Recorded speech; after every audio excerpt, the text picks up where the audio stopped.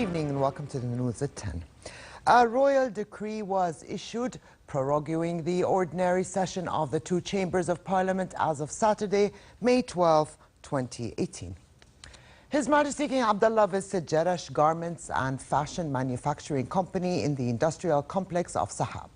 Established in 2000 with 3 factories, the company provides about 800 jobs for Jordanians, including 50 opportunities for people with disabilities. During a meeting with the company's chairman and senior officials, His Majesty expressed pride in the company's achievement for its listing on NASDAQ in New York. The company's shares will be traded on the global exchange on May 4th, becoming the only Jordanian and Arab company traded on NASDAQ. His Majesty pointed out the importance of involving Jordanian women as a key element in the production process and the need to empower them and boost their role. His Majesty toured the factory's facilities and was briefed on the future plans, which include the establishment of a new garment factory in the Al-Hassa region. The factory will provide about 500 jobs for the region's women after they receive the necessary training. Deputizing for His Majesty the King, Lower House Speaker Atif Tarawna inaugurated the Jordan Economic Forum. Organized by the Lower House's Economic and Investment Committee, the forum witnessed the participation of a number of top senior officials, senators and MPs.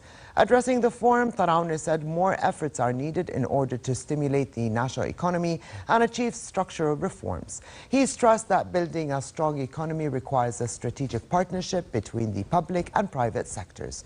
The forum covered a wide range of key issues during its sessions, including youth and women empowerment, economic reform, and streamlining public sector procedures. Jordan strongly condemned today's terrorist attack on the headquarters of the High National Elections Commission in the Libyan capital, Tripoli. State Minister for Media Affairs, government spokesman Mohammed Al-Momani, reiterated Jordan's stance, calling on uniting the international community's efforts in facing terrorism in a holistic approach. Momani expressed the government's condolences to the Libyan government over the victims and wished the injured a speedy recovery.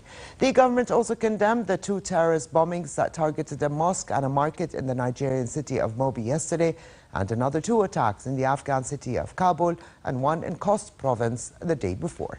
More than 60 people were killed in Mobi, while dozens were killed in Afghanistan, including journalists. Daesh terrorist group claimed responsibility for the attack on the offices of the Libyan Electoral Commission in Tripoli that killed at least 12 people and wounded several others. A suicide bomber blew himself up inside the commission while other armed militants set it ablaze. Among the victims were 3 employees of the commission and 4 members of local security forces. The attack comes as the UN has put pressure on Libya to hold elections by the end of the year. 1,374 illuminated drones lit up the sky of the Chinese ancient city of Qi'an, breaking a Guinness World Record for the most unmanned aerial vehicles in simultaneous flight. The stunning display saw the drones take part in a 13-minute flight spread over a kilometer. Chinese UAV firm Ehang Egret clinched the record by 156 drones from U.S. technology firm Intel, which in February flew 1,218 drones simultaneously at the Winter Olympic Games in South Korea.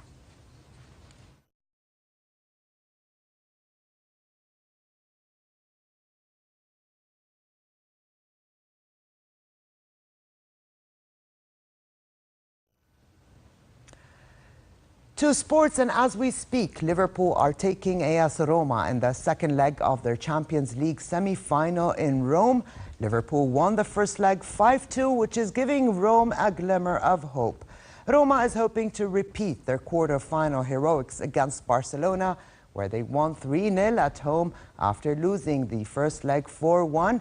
to advance to the final. Over 1,000 police have been brought in the Italian capital for security in response to last week's game at Anfield when a Liverpool fan was attacked by Roma fans. The Reds are looking to create dreams as they look to reach their first Champions League final in 11 years. Whoever wins tonight will face Real Madrid in the finals. So far, in the 15th minute of the match, it is 1-1. And to the weather forecast, where a further rise in temperature is expected to become 6 to 8 degrees above seasonal average. Therefore, relatively hot conditions are in the forecast across the kingdom. Amman tomorrow can expect a high of 30 degrees Celsius and a low of 17. Further south in the Gulf of Aqaba, hotter and drier conditions are in the forecast, with daytime temperatures at 36 degrees dropping down to 17 at night. And before we go, working hours for government employees during the holy month of Ramadan will be from 10 a.m. to 3 p.m., Prime Minister Hani Mulki announced. In a communique, Mulki noted that the decision excludes employees whose work conditions require otherwise.